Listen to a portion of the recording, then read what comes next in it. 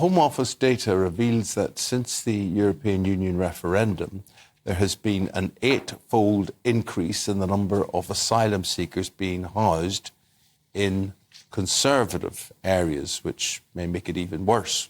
And according to other research, dissatisfaction among the British public at the government's handling of immigration is at its highest level since before the Brexit vote. Let's look at the figures. 66% of those questioned across England, Scotland and Wales said they are dissatisfied with the way politicians are dealing with this issue. Well, let's go to former Brexit Party MEP Ben Habib. Are you one of those dissatisfied people? Morning. Well, knock me down with a feather. The British people are upset that we've got open borders. Extraordinary. And just picking up on Rishi Sunak's comment, the sanctity of our sovereign state has been invaded by these people coming across both illegally and legally. Let's not forget, legal migration is completely out of control. What we were told before Brexit was that we would take control of our borders, that we would have a points-based a skill-based point system, which would allow us to ensure that only skilled people came into the UK. But actually what we've done is completely turn our back on our domestic labour market.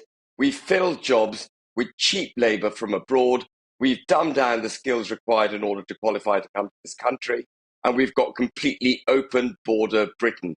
This is not what people voted for in 2016. It's not good for the economy short term. It's not good for the economy medium or long term. Rishi Sunak and Jeremy Hunt need to get a grip and have a holistic approach to how they deal with our labour market. They just haven't got a clue at the moment. And meanwhile, this public dissatisfaction really presents a huge opportunity for the Labour Party, with them very much, if you pardon the expression, parking their tanks on traditional right territory, with, you know, Keir Starmer heading off to Europol tomorrow to try and talk to them about beefing up what can be done in the Channel. He's off to, I think it's a conference in Montreal at the end of the week where he's talking to members of the left there, saying this shouldn't be a right-wing issue. This should be, you know, centre-left as well. And this is a huge challenge for the Conservatives, not only in dealing with it, but in holding on to power.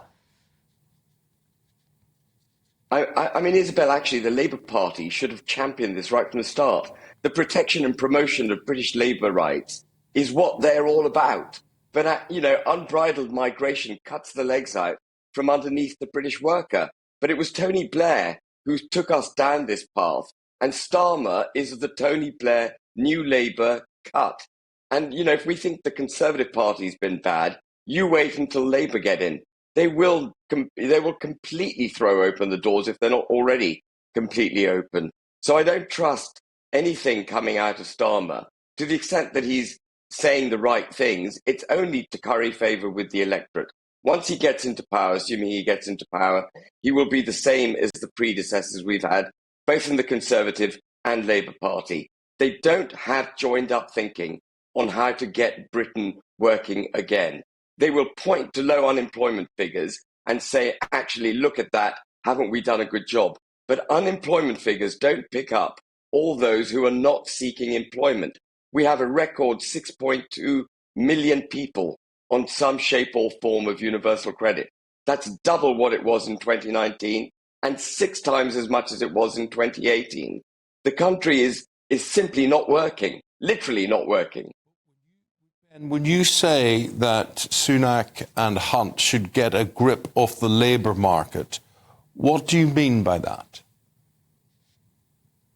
Well, they've got to promote policies which encourage people to go back into work. We've got 2.4 million people not even looking for work at the moment. As I mentioned, 6.2 million surviving on a sort of subsistence level.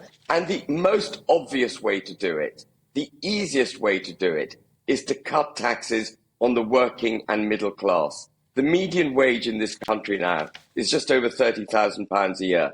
After tax, Eamon, that's very close to what you can get sort of on benefits without having to lift a finger. And I don't say that in a prejudicial sense.